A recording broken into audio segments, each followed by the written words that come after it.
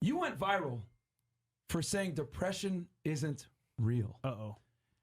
Yeah, I went big time viral. I had every J.K. Rowling? Yeah, Everybody. All of Hollywood was gunning for me, right? They were very upset that I told the truth. Can we talk about that? Your views on depression not being real, and you give the toxically masculine, unfiltered, raw side of it. Well, depression is another weapon they use to destroy our masculine energy, right? That's another weapon they use, because the majority of depressed people are men. Men suffer from depression more than females because a man's life is worse than a female's life. Facts. A man's life's much harder, right? Facts. So another way they destroy us is they convince us to be absolutely selfish. Depression is nothing but extreme selfishness.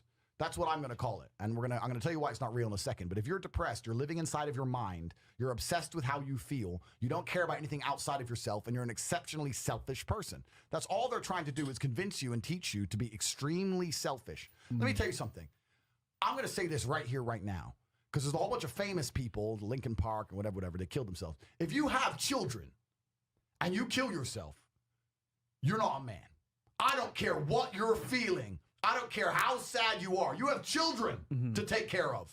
You're going to embarrass your children. You're going to leave your children without a father. Andrew, can we say that one more time? Because you're sad. If you have children and you kill yourself, you were never a man to begin with. Absolute garbage. Facts. Garbage. And the only reason this crap happens is because of the acceptance of depression. People say that depression is stigmatized. It's the complete opposite. It's accepted now to the point where it's almost promoted.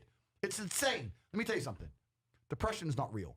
Feeling depressed is real. So you can feel depressed, but you feel depressed, and that is a natural biological evolutionary trigger for you to change something in your life. That's your own mind telling you you're unhappy about X. If I went to jail today, I'd be depressed because I'm in jail. Right. I haven't caught depression. I don't have a disease. I'm just upset with my situation. Yep. I have people mess with me all the time. I'm fat and I can't get a girlfriend because I'm depressed. I'm like, no, pancake lover.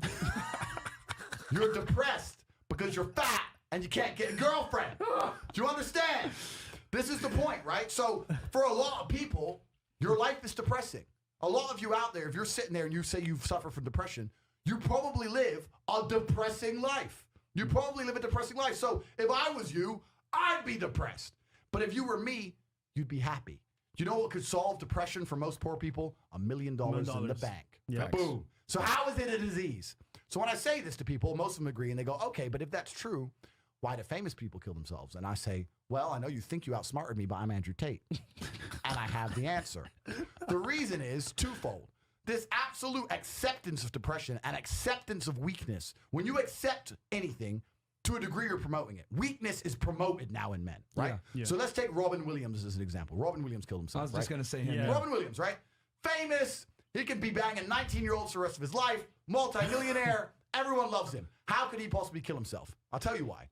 Because when he walked into the therapist's office and said, I feel depressed, the therapist said, okay, here's some mind-altering drugs. Start taking these. And then I need to see you 6 hours a day, every day, and we're going to talk about sad things for the next 10 years. Because he was in therapy for 10 years. Oh, God. If I had to take mind-altering drugs and talk about sad shit for 6 hours a day for 10 years, I'd kill myself. But if he would have walked into the therapist's office and the therapist said to him, you're Robin Williams. There are people in the world with no food. Yeah. There are families in Syria. I say this there every are time. school buses being bombed in Yemen. There are people who lost their entire family in a car crash today. You're Robin Williams, and everyone you love is in perfect health. You're a selfish idiot. Get out of my office. Get some balls. Bam. He'd still be alive today. The cure made it worse. And this whole society of accepting depression, as soon as someone's depressed, instantly go to them, oh, poor you. It's okay. We know you can't help it. You can't help it. Why are you telling people they can't help it? Why are you reinforcing that mindset in people? If you come to me and say you're depressed, I say, I will fix you. And you know what's crazy? When I said this depression thing wasn't real, do you know how many people stuck up for depression? You don't understand. I'm depressed. Depression's real. I was like, if it's so horrible, why are you defending it? You sound like it's PR team. Why, what? I thought it was ruining your life, but you are desperate for me to believe in it. You want me to believe in it. You're sticking up for it. You're defending depression, trying to convince me it's real because it's your cure-all excuse for failure. When you're depressed, you can fail in every human metric. I fail at everything, but I'm depressed. It's not my fault. No, you're a failure. That's all you are, because you're not trying very hard. If you live in a house, I say this all the time. This is the reason I don't believe in depression. Because I don't believe in depression, I cannot become depressed. Bam. No matter what the worst thing that could possibly happen to me on earth, I will feel sad, but I will recover and I will not become depressed because I don't believe in depression. If you're in an old haunted house, right? You have two people in two haunted houses. One believes in ghosts and one doesn't. You hear some noise in the night. The wind blows, right? The man who believes in ghosts is like, oh no, a ghost. Now he's scared, right? He wants an exorcist. He can't sleep. He's scared about ghosts. He's paranoid. The guy who doesn't believe in ghosts goes wind, whatever, and goes back to sleep. Do you understand that it's the belief that gives it power? Right. If you don't believe in ghosts, the ghost can't hurt you. If you don't believe in depression, you can't become depressed. And I refuse to believe in something that's going to weaken me. Why would I believe in something that's going to weaken my ability to deal with problems in life? Why would I do that? I'm temporarily immortal. Do you understand? Do you understand? Yeah. I'm temporarily immortal. And I'm not going to waste my living years believing in things which take power from me. Because I'm not an idiot. So if you're going to sit there and go, depression is real, actually, you don't understand the problems I'm going through. You're a moron.